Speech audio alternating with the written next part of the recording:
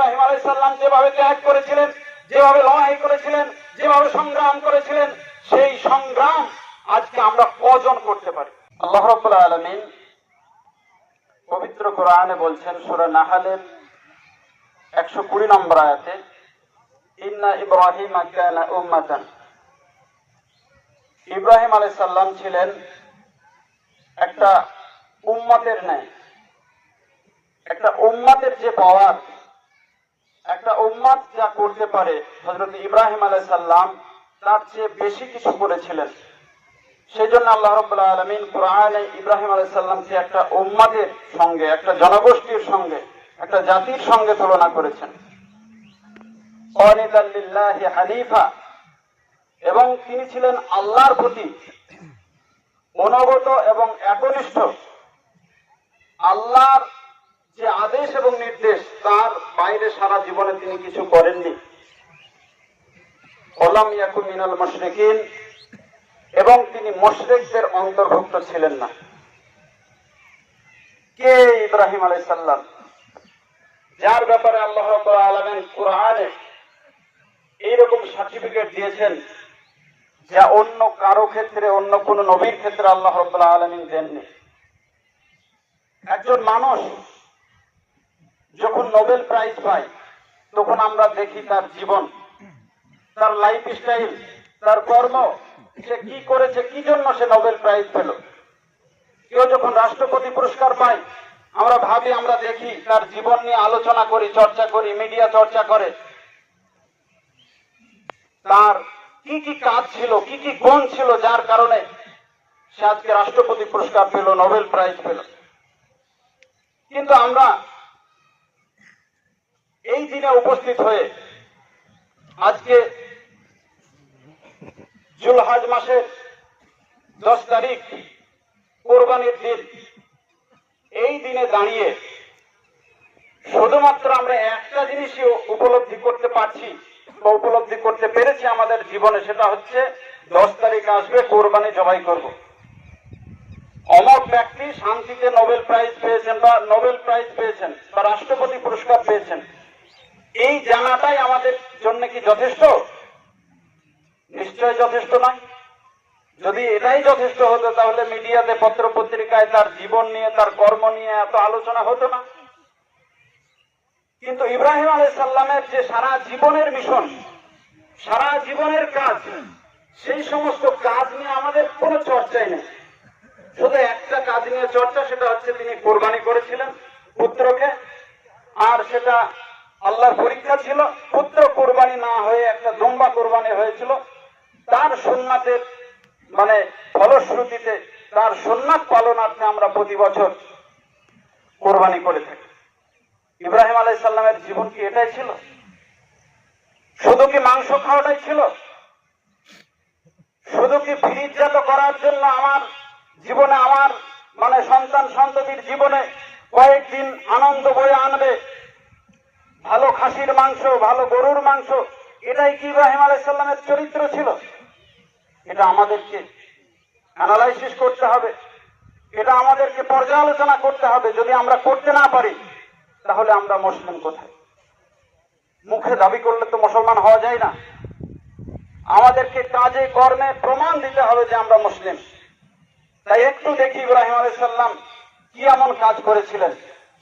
পারস্য উপসাগর থেকে প্রায় 100 মাইল দূরে দুটো ঐতিহাসিক নদী, দজলা এবং ফোরাত, যেটাকে ইংরেজিতে টাইগ্রিস ও ইউফ্রেটিস বলা হয়, তার একটা নিম্ন অববাহিকার দেশ, সেটা হচ্ছে ব্যাবিলন, বর্তমান নাম হচ্ছে ইরাক। সেই ব্যাবিলনের একটা ছোট্ট শহর, সেই শহরটার নাম ছিল হসুর। এই জনপদে হযরত ইব্রাহিম আলাইহিস সালাম জন্মগ্রহণ করেছিলেন। কার ঘরে? সেই সময়ের কুখ্যাত এক শাসক, নমরুদের প্রধানমন্ত্রী এবং দেশের প্রধান পুরোহিতের ঘরে, অর্থাৎ আজরের ঘরে ইব্রাহিম আলাইহিস সালামের জন্ম হয়। আপনারা যারা ইতিহাসের ছাত্র, আপনারা জানেন যে পৃথিবীর সবচেয়ে আশ্চর্যজনক জিনিসের মধ্যে একটা ছিল ব্যাবিলনের ঝুলন্ত উদ্যান। তারা জ্ঞান বিজ্ঞান, চিকিৎসা, দর্শনে পৃথিবীর উচ্চ স্থানে অবস্থান করেছিল। কিন্তু দুঃখের বিষয়, তারা এক আল্লাহর ইবাদতকে ভুলে গিয়ে, এক আল্লাহর একত্ববাদকে ভুলে গিয়ে তারা মাটির তৈরি করা মূর্তির সামনে নিজেকে নত করত, তার কাছে যে সেজদা করত, তাকে পুজো করত। শুধু তাই নয়, চন্দ্র, সূর্য, তারকা এই সমস্ত জিনিসগুলোরও তারা পূজা করত। ইব্রাহিম আলাইহিস সালাম সেই সমাজে জন্মগ্রহণ করার পরে তিনি আস্তে আস্তে বেড়ে উঠলেন। বেড়ে ওঠার ফলে তিনি দেখতে পেলেন যে মানুষ আল্লাহকে ভুলে গিয়ে মানুষ নিজের যে খাহেশিয়াত, নিজের যে চাহিদা, নিজের মন যা চাইছে তাই তারা করছে। তার কারণ তাদের এই মূর্তি পূজার মধ্যে নগদ প্রাপ্তি ছিল। এই মূর্তি পূজার মধ্যে দিয়ে তারা লক্ষ লক্ষ টাকা, কোটি কোটি টাকার ব্যবসা হতো, মূর্তি কিনা বেচা হতো, এতে হাজার হাজার লোক কাজ করত, শ্রমিক লেবার কাজ করত। ফলে একটা নগদ প্রাপ্তি ছিল এবং এর মধ্যে দিয়ে একটা ব্যবসা বাণিজ্য চলত। ফলে তারা এই জিনিসটা ছেড়ে কখনোই আল্লাহর একত্ববাদের দিকে কোনো মতে আসতে রাজি ছিল না। ইব্রাহিম আলাইহিস সালাম কি করেছিলেন? তাদেরকে বারবার যুক্তি দিয়ে, বুদ্ধি দিয়ে প্রমাণ করেছিলেন যে মূর্তি পূজার কোনো সারবত্তা নেই। তোমরা মাটি তৈরি করে যে মূর্তির কাছে মাথা নত করছো, সেই মূর্তির কোনো ধরনের ক্ষমতা নেই। সে না খেতে পারে, না কাউকে খাওয়াতে পারে, না সে কিছু করতে পারে, কিছুই পারে না, তার কোনো ক্ষমতা নেই। তোমরা মূর্তি পূজা করো না। ইব্রাহিম আলাইহিস সালামের এই কথা তারা কোনোভাবেই শুনল না।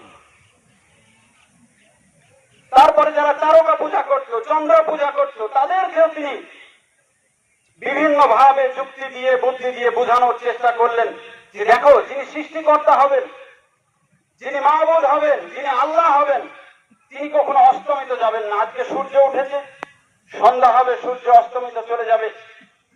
চন্দ্র উঠবে, চন্দ্র আবার অস্তমিত হয়ে যাবে। তারকা উঠবে, তারকা থাকবে না। ইব্রাহিম আলাইহিস সালাম এইভাবে তিনি তাদেরকে বোঝানোর চেষ্টা করলেন, তারাও কিন্তু কোনোভাবেই বুঝলো না। দেখবেন একটা কথাই আছে যে জ্ঞানীদের জন্য ইশারাই যথেষ্ট, কিন্তু যারা নির্বোধ হবে, যারা জেগে ঘুমাবে, তাদেরকে কখনোই জাগানো যাবে না। ইব্রাহিম আলাইহিস সালাম কি পদক্ষেপ নিলেন? একদিন তার সঙ্গী সাথীরা এসে বলল, ইব্রাহিম চলো মেলায় যাই। ইব্রাহিম আলাইহিস সালাম বললেন, আমি অসুস্থ আছি, আমি মেলায় যাব না। ইব্রাহিম আলাইহিস সালাম, এখানে হাদিসের ভাষায় তাওরিয়া বলা হয়, তিনি মনের দিক থেকে অসুস্থ ছিলেন, শারীরিক ভাবে অসুস্থ ছিলেন না। তিনি বোঝাতে চেয়েছিলেন ওরা বুঝুক শারীরিক ভাবে অসুস্থ আছে, কিন্তু আমি মনের দিক থেকে অসুস্থ আছি, যেটা রূপক বলা হয়, ইংরেজিতে অ্যালিগরিক্যাল বলা হয়।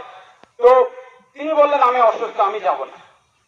তারপরে তারা মেলায় গেল। বিশেষ করে মেলা, তারপরে যত রকমের গান বাজনা, এই ধরনের জিনিসে একটা নবী, বিশেষ করে ওয়ারাসাতুল আম্বিয়াও এই ধরনের জায়গায়, এই ধরনের মঞ্চে যেতে পারেন না। ইব্রাহিম আলাইহিস সালাম গেলেন না। ইব্রাহিম আলাইহিস সালাম সেটাকে প্রত্যাখ্যান করলেন। সবাই মেলায় গেল। ইব্রাহিম আলাইহিস সালাম সেই সুযোগে তিনি একটা ফন্দি আঁকলেন যে এমন কিছু কর্ম আমাকে করতে হবে যাতে সমস্ত সমাজের ভিত নড়বড়ে হয়ে যায়, সবাই যেন বিষয়টা ভাবতে পারে। তাই তিনি কেন্দ্রীয় দেব মন্দির, সেই মন্দিরে প্রবেশ করলেন একটা কোড়াল হাতে করে এবং সমস্ত মূর্তিগুলাকে ভাঙলেন। শুধু একটা ছাড়া, যেটা বড় মূর্তি, তাকে বাদ দিয়ে তিনি সমস্তগুলোকে ভেঙে ফেললেন। কোড়ালটা বড় যে মূর্তি তার ঘাড়ে ঝুলিয়ে দিয়ে চলে এলেন। সবাই বুঝতে পারলো যে এটা ইব্রাহিম ছাড়া অন্য কেউ করেনি। তার কারণ ইব্রাহিম এই মূর্তির বিরোধিতা করে, অন্য কেউ মূর্তির বিরোধিতা করে না। ইব্রাহিম আলাইহিস সালাম কিভাবে নিজেকে সমস্ত কিছু থেকে নিজেকে আটকে রেখেছিলেন, নিজেকে বন্দী রেখেছিলেন, তিনি মিশন নিয়ে ত্যাগ করেছিলেন। আমাদেরকে এই ত্যাগের জায়গায় আসতে হবে। শুধু তাই নয়, শেষ পর্যন্ত যখন ইব্রাহিম আলাইহিস সালামের সঙ্গে পিতার কথোপকথন চলছে, পিতাকে তিনি যখন বোঝাচ্ছেন, দাওয়াত দিচ্ছেন আল্লাহর একত্ববাদের, পিতা কোনো মতেই তার দাওয়াতের দিকে অগ্রসর না হয়ে পিতা শেষ বেলায় ইব্রাহিম আলাইহিস সালামকে সতর্ক বার্তা দিচ্ছেন কি, ইব্রাহিম, যদি তুমি আমার এই মূর্তির বিষয়ে মুখ ফিরিয়ে নাও, তাহলে আমি তোমার মাথাকে পাথর দিয়ে মেরে চূর্ণ বিচূর্ণ করে দেব। তুমি দূর হও আমার চোখের সামনে থেকে। ইব্রাহিম আলাইহিস সালামকে এইভাবে হুঁশিয়ারি দেওয়া হচ্ছে। তিনি নিরাশ হলেন।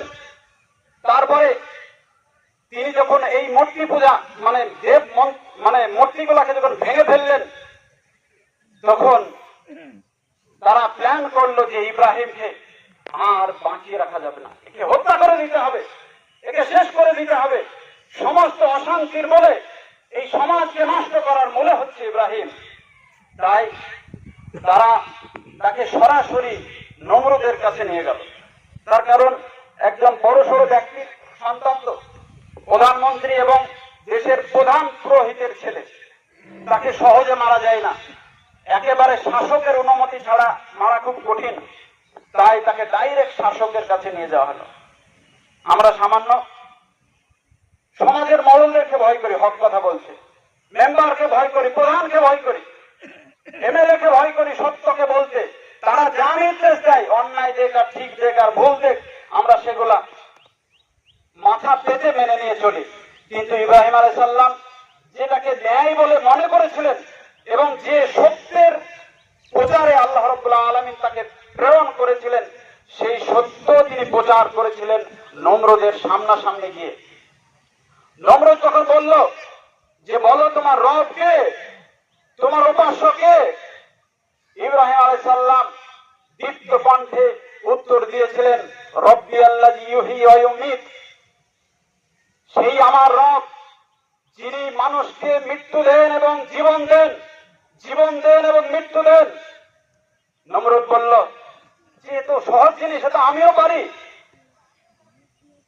বন্দীকে আমি ছেড়ে দিতে পারি, ছেড়ে দিয়ে তাকে জীবন দিতে পারি, আর যে মুক্তি পেয়ে গেছে এইরকম আসামিকে আমি তাকে সাজা দিয়ে আমি তাকে হত্যা করতে পারি, এটা আমিও পারি। ইব্রাহিম আলাইহিস সালাম বললেন, যদি তুমি সেটাই পেরে থাকো, তাহলে আমার রব পশ্চিম সূর্য উঠান পূর্ব দিক থেকে এবং পশ্চিম দিকে অস্তমিত করেন।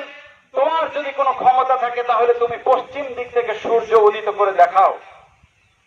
তখন নমরুদ হতভম্ব হয়ে গেল যে তার কাছে কোনো আনসার ছিল না। শেষমেশ চূড়ান্ত ফাইসালা হলো যে একে আগুনে পুড়িয়ে মারতে হবে, আগুনে পুড়িয়ে মারতে হবে। আগুন তৈরি করা হলো। আপনারা এই ঘটনা জানেন। আমার যে কথা বলার উদ্দেশ্য সেটা হচ্ছে এটাই যে ইব্রাহিম আলাইহিস সালাম সারাটা জীবন নিজের ফ্যামিলির সঙ্গে, নিজের আত্মীয় স্বজনের সঙ্গে, পাড়া প্রতিবেশীর সঙ্গে এবং সেই সময়ের তারকা পূজারী নেতাদের সঙ্গে, মূর্তি পূজারী নেতাদের সঙ্গে যুক্তি তর্কে বিভিন্ন পরীক্ষায় তিনি অংশগ্রহণ করেছিলেন। শেষ পর্যন্ত তাকে আগুনে পুড়িয়ে যখন মারার চক্রান্ত করলো এবং মারতে পারলো না, শেষ পর্যন্ত তিনি বললেন, ইন্নী যাহিবুন ইলা রাব্বি সায়াহদিন, আমি সমস্ত কিছু, সমস্ত মায়াকে ত্যাগ করে আমি আল্লাহর দিকে গেলাম, আমি তোমাদের সঙ্গে আর থাকতে চাই না। তখন তার বয়স হয়েছিল ৭৫ বছর। এই ৭৫ বছরের বৃদ্ধ তিনি সারাটা জীবনে কাউকে তার দলে আনতে পারেননি। মাত্র তার ভাইপো লূত এবং স্ত্রী সারা ছাড়া আর তার দলে, তার মিশনে কেউই আসেন। আজকের যুগে যারা আমরা হক কথা বলি, যারা আমরা ৫ ওয়াক্তের নামাজি, যারা আমরা মুসল্লি, যারা আজকে আমরা সমাজ পরিচালনা করি, সমাজের ভালো মন্দ দেখাশোনা করি, তারা আজকে সমাজের মধ্যে ভালো এবং মন্দ, আমে ডোমরের বাগান, একটা কথা প্রচলিত কথা, এই আমে ডোমরের বাগান নিয়ে চলতে চায়। কিন্তু একজন মুমিনের ক্ষেত্রে এটা হওয়া কখনোই কর্তব্য নয়। একটা মুমিন কখনো এটা করতে পারে না। মুমিন দুধ কা দুধ, পানি কা পানি, দুধের সঙ্গে চলবে, পানির সঙ্গে চলবে না। দুধ পানি একসঙ্গে মিক্সড করে চলার মানে ব্যক্তি মুমিন নয়। কিন্তু আজকে সমাজে কি হয় না, সব কিছু হয়। সব ইব্রাহিম আলাইহিস সালাম যেভাবে ত্যাগ করেছিলেন, যেভাবে লড়াই করেছিলেন, যেভাবে সংগ্রাম করেছিলেন, সেই সংগ্রাম আজকে আমরা কজন করতে পারি? আজকে এই নামাজের আগে আমাকে একজন এসে বলে গেলেন যে এই যে প্রতি বছর ভোটে পাস করছে, পঞ্চায়েত ভোট আসছে, তারপরে বিধানসভার ভোট আসছে, তারপরে লোকসভার ভোট আসছে আর হোলি খেলা, এই হোলিটা যদি একটা হোলির টাইম একটা মুসলমানকে দিয়ে দেয়, যদি আমাকে দিয়ে দেয় বা আরেকজনকে দিয়ে দেয় কোন হিন্দু, তাহলে একটা সাম্প্রদায়িক উত্তেজনা তৈরি হবে। পুলিশ প্রশাসনের কাছে আমরা আশ্রয় নেব যে আমাকে অন্যায় করে আমাকে হোলি দিয়ে দেওয়া হয়েছে। কিন্তু আজকে রাস্তাঘাটে কিভাবে সয়লাভ হলো গান বাজনা আর হোলি। মুসলমান তো কোনো গান বাজনার আয়োজন করতে পারে? হযরত ওমর রাদিয়াল্লাহু আনহু তিনি রাস্তা দিয়ে চলে যাচ্ছেন, গান বাজছে, তিনি কানে আঙ্গুল দিয়ে যাচ্ছেন, সঙ্গীকে জিজ্ঞেস করছেন গানের শব্দটা এখনো আসছে কি একটু দেখো তো। সঙ্গী বললেন যে আমিরুল মুমিনিন, গানের শব্দ আর আসছে না। তারপরে তিনি কান থেকে আঙ্গুল বের করছেন। তাদের আমরা অনুসারী। আজকে বড় দুঃখের বিষয়, যে দলই পাশ করুক, আমি রাজনীতি করতে নিষেধ করি না, রাজনীতি করেন, কিন্তু রাজনীতির ভালো দিক, রাজনীতির অর্থটা কি? রাজনীতি হচ্ছে সমাজনীতি, রাজনীতি হচ্ছে মানুষের কল্যাণের জন্য, সমাজের কল্যাণের জন্য, জাতির কল্যাণের জন্য, ধর্মের কল্যাণের জন্য, এর নামে হচ্ছে রাজনীতি। আম্বেদকর বলেছিলেন political power is the master key which can open each and every lock. রাজনৈতিক ক্ষমতা এমন একটা চাবি, যে চাবি দ্বারা সমস্ত বদ্ধ তালা খোলা যায়। এই রাজনীতি থেকে আমি দূরে আসতে বলছি না, কিন্তু রাজনীতি করতে গিয়ে ঈমান যদি হারিয়ে যায় তাহলে ওই রাজনীতি করার দরকার নেই। রাজনীতি করতে গিয়ে যদি আপনার মা বোনের ইজ্জত নষ্ট হয়, ওই রাজনীতি করার দরকার নেই। রাজনীতি করতে গিয়ে যদি ছোট ছোট কচি কচি বাচ্চারা যদি তারা মদে লিপ্ত হয়, মদের দিকে ধাপিত হয়, রং খেলার দিকে ধাপিত হয়, গান বাজনার দিকে ধাপিত হয়, সমাজ যদি কলুষিত হয়, শিক্ষা দীক্ষা থেকে দূরে সরে যায়, সমাজ যদি মূর্খে পরিপূর্ণ হয়ে যায়, তাহলে এই রাজনীতি আমি পছন্দ করি না। সারা জীবন আমি যেটা বিশ্বাস করি কবির ভাষায়, চলে যাব তবু আজ যতক্ষণ দেহে আছে প্রাণ, প্রাণপণে পৃথিবীর সরাবো জঞ্জাল, এ বিশ্বকে শিশুর বাসযোগ্য করে যাব আমি, নবজাতকের কাছে আমার প্রিয় অঙ্গীকার। এ প্রতিবাদ আমি করছি, আমি করে যাব। আমি এই গান বাজনায়, এই মিউজিক, এই রং খেলার ব্যাপারে আমি অনেকবার চেষ্টা করেছি, নেতাদেরকেও বলেছি, কোনো কাজ হয়নি। নামাজ পড়ে হবেটা কি? নামাজ পড়ছেন যদি অন্যায়টাকে রুখতে না পারেন, আল্লাহ পবিত্র কোরআনে বলছেন যে ইন্নাস সালাতা তানহা আনিল ফাহশাই ওয়াল মুনকার, নামাজ নামাজীকে বিভিন্ন রকমের অশ্লীল কাজ, অপকর্ম থেকে, খারাপ কাজ থেকে বাঁচিয়ে রাখে। নামাজ পড়ছে সেও রং খেলছে, সেও গান বাজনার পিছনে। নামাজ কেন পড়ছেন এটা আপনাকে আমাকে বুঝতে হবে। এই বন্ধুরা আমার, দুঃখ নেবেন না, এমন এক কমিটি হওয়া দরকার, যে পাস করছে করুক। আমি কোন রাজনীতির, সমস্ত রাজনীতির ঊর্ধ্বে কথা বলছি, কোন দল মত নির্বিশেষে সমস্ত দলের ঊর্ধ্বে কথা বলছি। পাস যেই করুক, ক্ষমতায় যেই যাক, তার জন্য আমাদেরকে রং খেলা করতে হবে কেন? কেন গান বাজনা বাজাতে হবে? কেন এরকম করতে হবে? কেন? এই প্রশ্নটা, এবং আগামীতে যেন এগুলো আর না হয় তার জন্য যারা সমাজের মরণ, সমাজে যারা পাঁচ ওয়াক্ত নামাজ পড়ছেন, তাদের শক্তিশালী একটা কমিটি তৈরি করতে হবে যাতে এই ধরনের জিনিস আর না হয়। সমাজ কি রসাতলে চলে যাচ্ছে, শিক্ষা দীক্ষার অবস্থা কি, সমাজের যে মক্তব সিস্টেম, সেই মক্তব সিস্টেমের ডামাডোল অবস্থা, এগুলো একটু আমাদেরকে খেয়াল করে দেখতে হবে। যদি আমরা না দেখি তাহলে আমাদের আস্তে আস্তে অবলুপ্তি হবে যে কুরবানির শিক্ষা, ইব্রাহিম আলাইহিস সালামের শিক্ষা, সেই শিক্ষা, তার যে ত্যাগের শিক্ষা, তার যে ত্যাগের মহিমা, তিনি যে সমাজকে সংশোধন করার জন্য সারা জীবন লড়াই করে গেলেন, সেই লড়াই আমাদেরকে করতে হবে। শেষ করে দেব, চিন্তা করেন না। বিষয় হচ্ছে, শেষের বেলায় একটা কথাই বলছি, সর্বতভাবে আমাদেরকে যেটা অন্যায়, সে অন্যায়ের বিরোধিতা করতে হবে। সর্বতভাবে যেটা আমাদের করা উচিত নয়, সেটা থেকে আমাদেরকে দূরে থাকতে হবে। শেষের বেলায় বলছি, আজও সারা পৃথিবীতে মুসলমানরা মার খাচ্ছে, প্যালেস্টাইনে মার খাচ্ছে। আজকে আমরা কোকো কোলা খাই, খাই না, পেপসি খাই, থামস আপ খাই, এগুলাতে বিন্দু পরিমাণ কোনো উপকার আছে? ক্ষতি ছাড়া, ক্ষতি ছাড়া কোনো উপকার নেই। যে প্রোডাক্ট আপনি, ইহুদিদের যে প্রোডাক্ট আপনি পাচ্ছেন না, বাদ দিতে সেটা বাদ দিলাম, যেগুলা না খেলে হবে না, মানে চলবে, যেমন এই কোমল পানীয়, 7 আপ, পেপসি, এগুলো না খেলেও তো হয়, কোকো কোলা না খেলেও তো হয়। আজকে আমরা খাচ্ছি আর তাদেরকে টাকা দিচ্ছি, সেই সমস্ত কোম্পানিগুলো প্রচুর পরিমাণে ডোনেট করছে, ওই ইসরায়েলের জায়নিস্টদেরকে, আর তারা মুসলমানদেরকে মারছে। বড় দুঃখের বিষয়, এগুলো আমরা ত্যাগ করতে পারছি না। ভাই বন্ধুরা আমার, সত্যকে প্রতিষ্ঠিত করার জন্য অনেক কিছু ত্যাগ করতে হবে। আল্লাহ যেন আমাদেরকে প্রত্যেককে বোঝার সুমতি দান করেন। বলুন আল্লাহুম্মা আমিন। ওয়া আখির দাওয়ানা আলহামদুলিল্লাহি রাব্বিল আলামিন। আমি শেষের বেলায় দোয়া করি, আল্লাহ যারা আমাদের আত্মীয় স্বজন পিতামাতা কবরবাসী হয়ে গেছে, আল্লাহ তুমি তাদের কবর আযাবকে তুমি মাফ করে দাও। যারা পৃথিবীতে অসুস্থ অবস্থায় আছে, আল্লাহ তুমি তাদেরকে সুস্থ করো। যারা পথভ্রষ্ট হয়ে গেছে, আল্লাহ তুমি তাদেরকে কোরআন এবং সুন্নাহর পথে নিয়ে এসো। আল্লাহুম্মা আমিন। ওয়া আখির দাওয়ানা আলহামদুলিল্লাহি রাব্বিল আলামিন।